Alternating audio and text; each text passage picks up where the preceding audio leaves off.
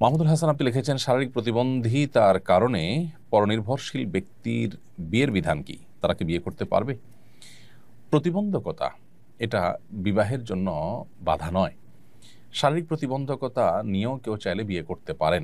এক্ষেত্রে দুটি বিষয় লক্ষ্য করতে হবে। প্রথমত, যার শারীরিক প্রতিবন্ধকতা আছে তার প্রতিবন্ধকতা তার স্ত্রীর হক আদায়ে যেন প্রতিবন্ধক না হয়। এমন কিছু প্রতিবন্ধকতা আছে যেগুলো সত্ত্বেও তিনি স্ত্রীর হক আদায় করতে পারেন। ভরণ পোষণের বিষয়টা হলো, তিনি তার ভরণ পোষণ নিজে দিতে না পারলে তার পক্ষ থেকে তার বাবা, ভাই, অন্য কেউ যদি দায়িত্ব পালন করেন তাতেও হয়ে যাবে। অথবা স্ত্রী যদি বলেন যে না, ভরণ পোষণের পরে আমার এত চাপাচাপি নেই, বরং আমি নিজে সেটা অ্যারেঞ্জ করব, তাতেও কিন্তু বিয়ে বিশুদ্ধ হয়ে যায়। অতএব প্রতিবন্ধী মানুষ হলে তাকে বিয়ে করা যাবে না বা তাকে বিয়ে দেওয়া যাবে না, ব্যাপারটা সেরকম না। ছেলে হোক আর মেয়ে হোক, প্রতিবন্ধী হলে তাদেরকে বিয়ে নেওয়া জায়েজ আছে। শুধু দেখতে হবে যে এই প্রতিবন্ধকতা যেন নিজের জীবনসঙ্গীর কোনো হক আদায় করার ক্ষেত্রে তাকে তিনি যেন অপারগ না হন। আর দ্বিতীয়ত যে বিষয়টি, সেটি হলো যে তার যে সঙ্গিনী তিনি যদি এই বিষয়টি জানেন যে তিনি এই দিক থেকে প্রতিবন্ধী, তাহলে সেক্ষেত্রে সেটা জানা সত্ত্বেও তিনি যদি রাজি থাকেন, তাহলে বিবাহ সম্পূর্ণ বিশুদ্ধ। শরীয়ত সেখানে কোনো প্রকার ইন্টারফেয়ার করে না।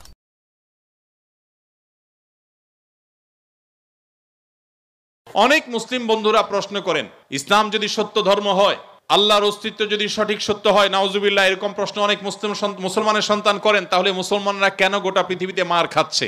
কেন ফিলিস্তিনেও আমরা দেখি বোমের নিচে মুসলমান? কেন কাশ্মীরেও আমরা দেখি নির্যাতনের নিচে মুসলমান? কেন সিরিয়াতেও আমরা দেখি নির্যাতিতে মুসলমান? কেন ইরাকে আমরা দেখি মার খাচ্ছে মুসলমান? কেন আফ্রিকা আমরা দেখি মার খাচ্ছে মুসলমান? কেন বার্মায় দেখি আমরা মার খাচ্ছে মুসলমান? কেন চায়নার উইঘুরে দেখছি আমরা মার খাচ্ছে মুসলমান? পৃথিবীর যেখানেই মার খাচ্ছে দেখবেন মুসলমান মায়ের নিচে আছে, উপরে মুসলমান নেই। তারপরও পৃথিবী বলবে মুসলমান সন্ত্রাসী। আমাদের অনেক মুসলমানকে তারা কনভিন্স করে ফেলেছে, অনেক মুসলমানের সন্তান কনভিন্স হয়ে গেছে, হ্যাঁ তাই তো, মুসলমানরা অনেক অশান্তি সৃষ্টি করে। 100 মিলিয়নের বেশি মানুষ হত্যা করা হয়েছে দুইটি বিশ্বযুদ্ধে, মুসলমানরা করেছে। মুহাম্মদ সাল্লাল্লাহু আলাইহি সাল্লাম তার আদর্শকে পৃথিবীতে প্রতিষ্ঠিত করতে গিয়ে 27টি যুদ্ধে তাকে সশরীরে অংশগ্রহণ করতে হয়েছে। এই সকল যুদ্ধে যত মানুষ মারা গেছে সবগুলোর যোগফল কত জানা আছে আমাদের কারোর? মাত্র 1000 মানুষ। এর মধ্যে 600 জন বিশ্বাসঘাতকতার অপরাধে দণ্ডিত হয়ে মৃত্যুদণ্ডের মুখোমুখি হয়েছে, আর বাকি 400 মানুষ মারা গেছে 27টি যুদ্ধে। কল্পনা নয়, গল্প নয়, বাস্তব। একটা ইউনিয়ন দখল করতে গিয়ে তো 400 বেশি মানুষ মারা যায়। আজকের পৃথিবীর মানবতার সবক দেওয়া মানুষগুলো পাখির মতো মানুষ মেরে যেখানে সমান করে ফেলছে, সেই মানুষগুলোই আবার মুসলমানদেরকে বলে যে মুসলমানরা নাকি সন্ত্রাসী, মুসলমানরা নাকি পৃথিবীতে অশান্তি সৃষ্টি করছে। অথচ গোটা পৃথিবীর যেখানেই যুদ্ধ চলছে আপনি দেখবেন অস্ত্রের নিচে তাকালে দেখবেন মুসলমানের চেহারা, আর কোন ধর্মের মানুষের চেহারা আপনি দেখতে পাবেন না। এত কিছুর পরও মুসলমানকে গালি শুনতে হয়, সবচেয়ে বড় মিথ্যা অভিযোগ তাদের উপরে করা হয়। অথচ মুসলমানরাই হলেন পৃথিবীর সবচাইতে শান্তিকামী।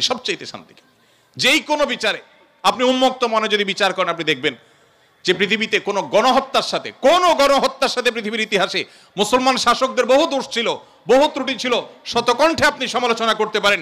আজকের বিশ্বের মোড়লরা যেভাবে গণহত্যা করছে, পাখির মতো নির্বিচারে মানুষ মারছে ফিলিস্তিনের মাটিতে, সেই মানুষগুলাই যখন কোনো ভিডিও ফুটেজে দেখেন ফেসবুকে, ইউটিউবে, তারা হেলিকপ্টার নিয়ে তাদের সেনাবাহিনী গিয়ে একটা গর্তে, কোনো একটা ড্রেনে কোনো কুকুর ছানা পড়ে গেছে, একটা বিড়ালের ছানা পড়ে গেছে, সেটা উদ্ধার করার জন্য তারা লেগে গেছে, আপনি তখন বলছেন ওয়াও কত মানবিক তারা।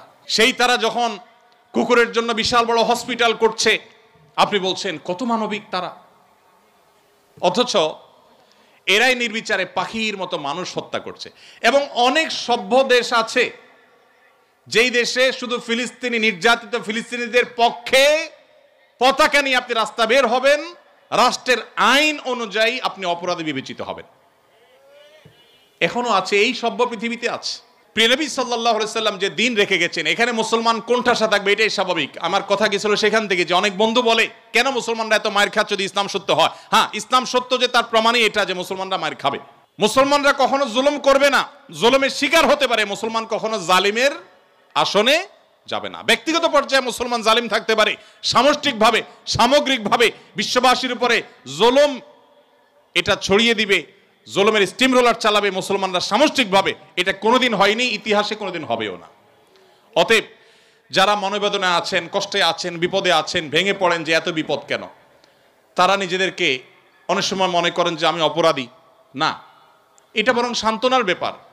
যে যত ইমানদার হবে তার জীবনে যত পরীক্ষা আসবে তার থেকে তত কষ্ট করতে হবে এবং কষ্টের মধ্য দিয়ে পার হতে হবে। ইমানদারের সাফল্য হলো যে যত কষ্টই হোক না কেন একভাবে না একভাবে কষ্ট শেষ হবে। কোনোভাবে যদি শেষ না হয় মৃত্যুর মাধ্যমে শেষ হবে।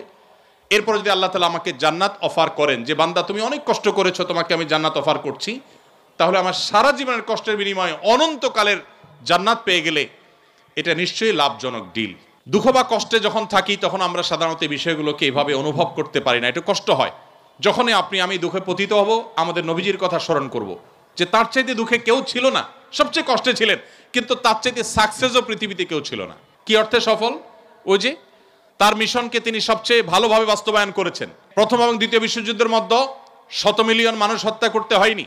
তার আদর্শকে তিনি পৃথিবীতে অত্যন্ত চমৎকারভাবে প্রতিষ্ঠা করে গেছেন, সবচেয়ে শান্তিপূর্ণভাবে, সবচেয়ে কম মানুষের জীবনের মূল্যের বিনিময়ে। তো অতএব কষ্ট যখন হবে আমাদের সবর করতে হবে ওই কথা চিন্তা করে। আমাদের সমাজে একটা কুসংস্কারাচ্ছন্ন বিশ্বাস আছে এখনো, গ্রামে গঞ্জে এমনকি শহরে অনেক মানুষ আছে, কারোর যদি বিপদ আপদ পিছ না ছাড়ে একের পর এক বিপদ লেগেই আছে। দেখবেন অনেকে কমেন্ট করে লোকটা কত বড় অপরাধী হলে একটার পর একটা বিপদ লেগে আছে, কত খারাপ মানুষ। অথচ একটার পর একটা বিপদ লেগে থাকা এটা মানুষের খারাপ হওয়ার কোনো প্রমাণ নয়। একটা মানুষ ফেরেশতার মতো ভালো মানুষ হয়েও তার উপরে বিপদ হতে পারে, বরং কখনো কখনো লাগাতার এবং ধারাবাহিক বিপদ এটা তার সততার, আল্লাহ ভীরুতার, আল্লাহর নেককার বান্দা হওয়ার প্রমাণও হতে পারে। তো এই জন্য আমরা যারা বিপদগ্রস্ত আছি তাদের জন্য সান্ত্বনা হলেন নবী করিম সাল্লাল্লাহু আলাইহি ওয়াসাল্লাম। আল্লাহ আমাদেরকে ধৈর্য ধারণ করার তৌফিক দান করুন।